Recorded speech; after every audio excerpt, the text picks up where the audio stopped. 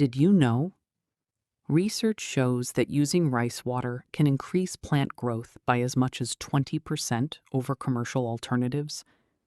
Thanks to its high inositol levels, it also nourishes root systems, resulting in noticeably healthier and more resilient plants.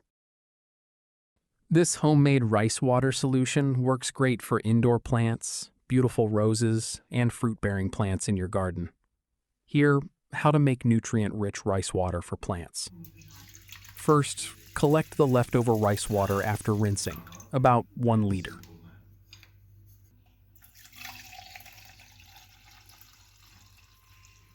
Then add 1 tablespoon of brown sugar and mix well. And let it sit at room temperature for 24 to 48 hours to lightly ferment. This can help promote beneficial microbial activity. Brown sugar gives your fertilizer an extra boost by feeding the beneficial microbes. Think of it as their favorite snack.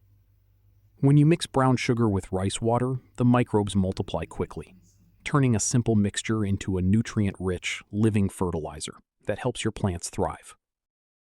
After that, dilute the fermented rice water by mixing 1 part rice water with 3 parts clean water. Now it's ready to use.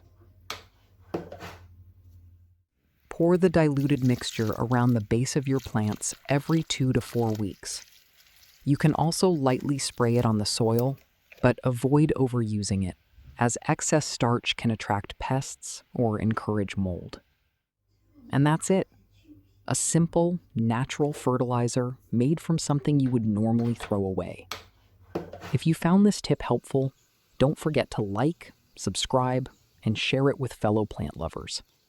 Happy gardening!